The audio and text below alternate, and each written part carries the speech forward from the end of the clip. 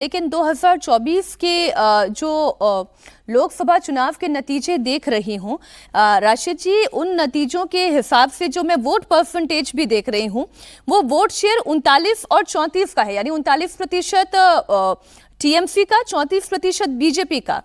मैं एक बार फिर अपने दर्शकों के लिए कह दूं कि ये मैं 2024 के जो लोकसभा चुनाव के नतीजे आए उसके परसेंटेज जो है यहाँ पर कोट कर रही हूँ। तो राशिद जी, कूच बिहार से लेकर मालदा तक अगर बीजेपी को कोई फायदा हो सकता है तो इसी परिस्थिति में हो सकता है कि मुस्लिम वोटों का बिखराव हो जाए।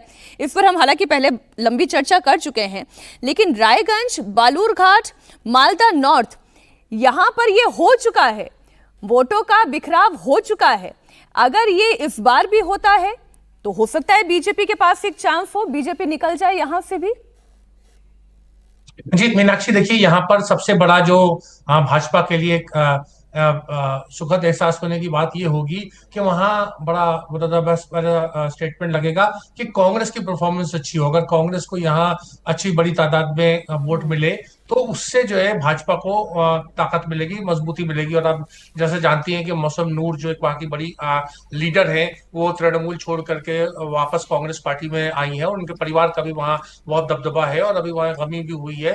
तो जो गनी खान चौधरी के भाई जो थे अबू हसन, वो भी गुजर गए हैं, तो थोड़ा सा एक सिंपैथी फैक्टर भी वहाँ लोकल लेवल पे रहेगा। तो यहाँ पर लेकिन वहां पर भी दांव क्या है कि कांग्रेस परफॉर्म अच्छा करे। और यही एक भाजपा के लिए बंगाल में बहुत बड़ी विडंबना है कि उन्हें लगता है कि वाम दल और कांग्रेस जो है अगर अच्छा परफॉर्म करेंगे तो उससे जो है भाजपा को मजबूती मिलेगी कि वो ममता के वोट काटे। लेकिन भाजपा के पास चुनौती बहुत है। अमिताभ अभी बता रहे थे और मैंने ध्यान से सुन रहा था कि देखिए, जब पिछली बार इतने दमखम से लड़े तो भी ममता बनर्जी को जहां 90% बहुसंख्यक है वहां भी 50% की कामयाबी नहीं मिली। और ये मैं हर बार आपके शो में मीनाक्षी यही कहता हूं कि यही भाजपा का सबसे बड़ा चैलेंज है। बाबरी मस्जिद की बात करना, हुमायूं कबीर की बात करना, उसकी कोई वहां पर रेलेवेंस नहीं है। देखिए, एक बंगाली आइडेंटिटी होती है और बंगाली भाषा का, मीनाक्षी, क्योंकि आप पूरे देश में जाती रहती हैं, जो भाषा के आधार पर जो प्रदेश होते हैं वहां उस भाषा में संवाद करें तो उसी का इम्पैक्ट होता है।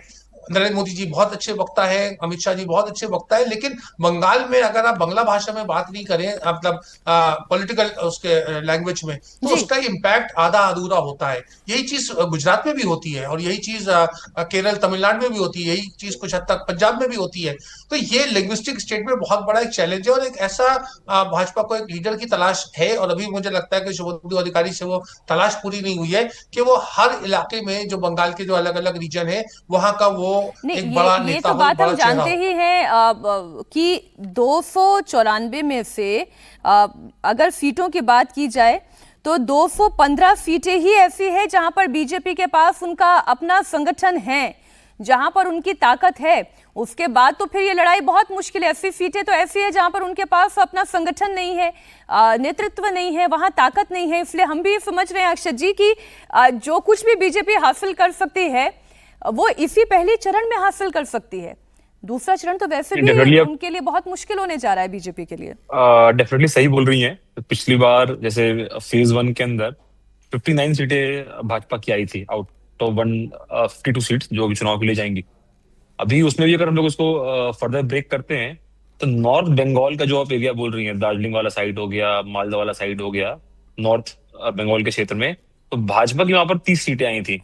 अब भाजपा का जो मैक्सिमम अपसाइड है वहां पर वो 8 से 10 सीटों का है। तो हमने इसकी कुछ वहां पर फील्ड में सर्वेस किए हैं, मॉडलिंग की है डेटा की, तो भाजपा वहां पर मैक्सिमम 30 से लेकर 40 तक जा सकती है। बट भाजपा का जो ग्रोथ होना है वो अब ईस्टर्न साइड से होना है। बीरभूम साइड हो गया, मेदिनीपुर साइड हो गया, तो जहां पर शुभेंदु जी आए हैं, पार्टी में ग्रो कर रहे हैं पिछले 5 साल से कार्यकर्ता, और यहाँ पर उन्हें जोड़ रहे हैं, तो नॉर्थ में तो और ग्रोथ का स्कोप रहा ही नहीं है।